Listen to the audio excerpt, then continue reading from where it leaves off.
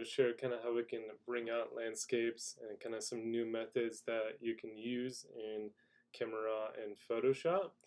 And so, how do we get a photo? This is a photo I took in Oregon of Pistol River. And how do we get it to this stage? So from here to here. And then if we want to do a sky replacement, we can take it to here. And you'll see my progression from here to camera, sky replacement, and then finishing touches. So, opening the raw file, you can open up a standard JPEG too. We want to get into global adjustments first. So sometimes I'll increase the vibrancy. Sometimes I will adjust the color temperature depending on my scene. Sometimes a little clarity just to kind of bring out definition. I can lighten the shadows, reduce the highlights just to kind of even out my exposure because it is a contrasty scene. And so getting into some new tools, if you go into the masking, so this tool up here with the kind of circle on the rolling ants. So some things I've learned is, if you have a sky, you can go into linear gradient and then pull it down so it has like a nice smooth transition. You can, drop the exposure of the sky. If you want, you can also play with the temperature if you want to make it more blue. Sometimes add a little pink too, just to kind of balance out and make it more of a sunset color. You can click on a create new mask, and so you can see the different options here. So what I'm going to do, I like to use radial gradients, and so what you can do is you can kind of drag out a shape. You can, pivot the shape, move it around. So what I want to do is kind of focus on this area here. So I want to actually define some of this here. So I'm going to adjust the highlights, pop those up. I can bring the overall exposure up or down. So I might bring it up a little bit just so you can define it. I'm going to go into clarity and just get some more shape on these dunes. So you can kind of see what's happening here. And then what we can do is I'm going to add a little bit more color, a little more warmth and magenta just to kind of make it look like a sunsetty feel. And so in a couple steps, went from here to here. And then if we want to do kind of like a hazy sun flare, you can do another radial gradient. You can also press the letter J. So if I press the letter J, and then I can drag out a new radial gradient. Just going to kind of move this into place. So what you can do is if you go down to dehaze near the bottom, we're just going to dehaze it. You kind of see this how it kind of creates this nice soft glow. But it is pure white, so we do want to add some color. So I'm going to add some of yellow and pink, just to kind of give it a warm glow, maybe some saturation too, just so it looks like a proper sun, flare, kind of hazy treatment. And so obviously I can go back, if I click on the top here, I can go back and adjust further. Color grading is a good option. Maybe you want your highlights a certain color. You can pull out your highlights. If I turn off my highlight warning, you can kind of see what it's doing here. I could add colors to the shadows and midtones, but this one's a warm scene, so I want it kind of warm. I could, add a little vignetting if I wanted to kind of give it a dark edge here. So what I'm going to do is open it into Photoshop. You will notice I'm working in 16-bit, so because I'm using a raw file and I want a high-res photo, I will do 16-bit. Otherwise, you can switch this by clicking on that link and then selecting 8-bit and then hit OK.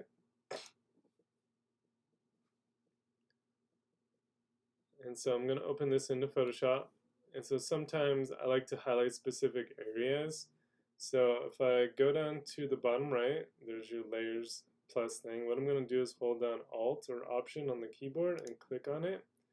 And what this lets you do is it creates a new layer, but it lets you have more options. So I'm going to change the blending mode to overlay. And just like what we do with high pass, we want to fill this in with a 50% gray, so that way it'll show, if we paint with white, highlights, and if we paint with black, we can kind of darken areas too, and hit OK. So instead of just a plain new layer, so if I just click this, it would have been a clear layer. So I'm just going to move that to the trash. But because I press Alt or Option and change the blending mode to overlay, it gives me, and I fill with gray, a nice gray layer. So what this lets you do, I'm just going to delete this and go back to my layer 1, is if I get a brush, I typically recommend a nice soft brush with 0% hardness and a low flow of about like 1 to 5%. Make sure you have a white and a black. And so wherever I paint with white, I can start to bring up specific areas. Maybe I want to bring out these a little bit. So I can literally like define specific shapes and maybe line those up. Go along some of these dune shapes. Because it's at 3%, it's subtle, so you might need to go over it a couple times if you want to really bring something out. Again, if I want to darken an area, like maybe I want this ridge to kind of have a darker look to it, or maybe just bring out some of the definition better. So you can see here's the before and after, how you can really bring out highlights and shadows just by painting with white or black on a overlay blending mode layer. So all I'm going to do is just go to Layer, Flatten Image. Usually when I'm doing a landscape, I will apply just a little high pass, so filter other high pass. I do a small radius just to add a little sharpening. Sorry, I should do this on a separate layer. So go to Layer, Duplicate Layer, hit OK. Let's go Filter High Pass. And then change that blending mode to Overlay. And you'll see it's much sharper now. I'm just going to go to Layer, Flatten my image, and then I'm just going to save this out. So generally I like to, I'm just going to call this V6 because I already have a V2 in there. I'm just going to hit Save. And so if I wanted to play with the sky and switch it out, what I can do is go to Edit and then into Sky Replacement. So Sky Replacement, it will have standard sky packs in there. So right now it's just grabbing, if I click on these photos, so you should have different ones you can choose from. Some are already built in.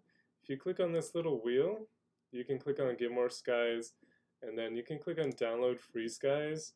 And so they do have more, and I've downloaded them from Photoshop, and they basically pay photographers to use some of their sky photos. So it's going to open up your web browser. It'll take you to this page, and as long as you're signed in with your student account, you're able to download it, and then download the sky packs.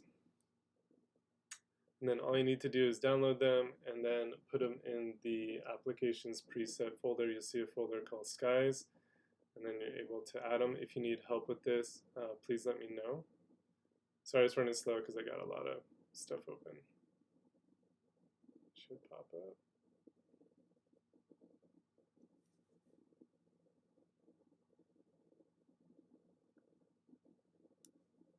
Sorry for the delay. So I can show you how to add skies later. This is going to take too much time, so I'm just going to quit Chrome. Okay. So what I'm going to do is I'm going to choose this sunset, but as you can tell, it's facing the wrong way. So you can adjust your options here. So I'm going to click Flip. So it'll flip the direction.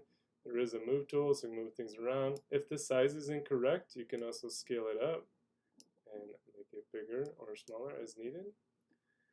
You can shift the edge in and out. So if I drag this to the right, it'll shift over. If I drag it to the left, it'll kind of fade it up. Sometimes I do that because I think about atmosphere.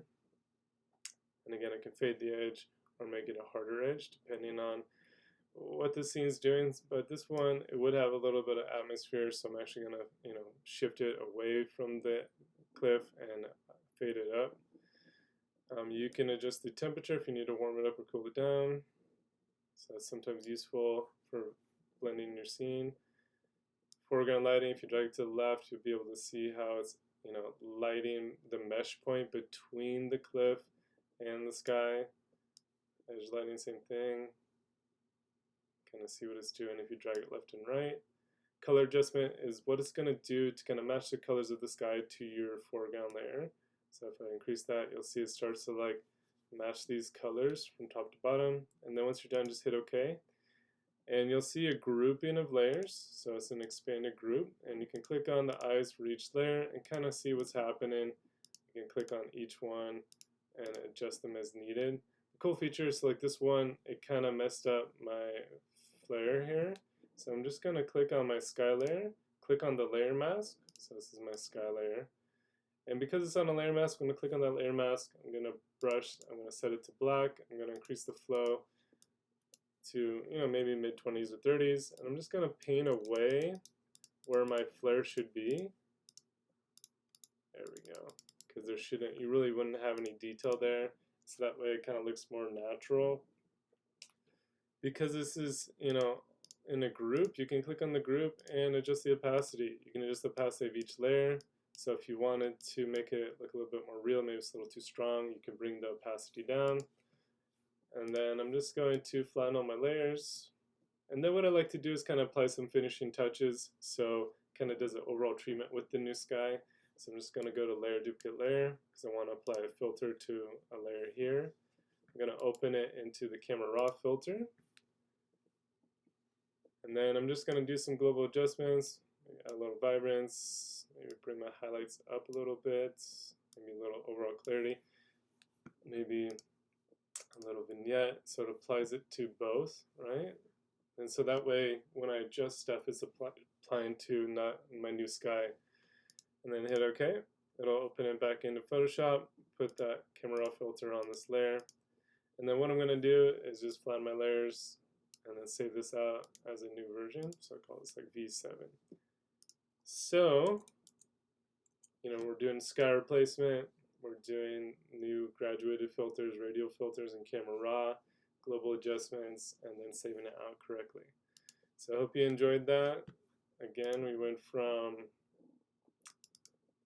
I'll reset this photo to the default. So this is my reset to default here. So this is my original photo. And from that to, so this photo to this photo. It's pretty cool. All right, thanks guys.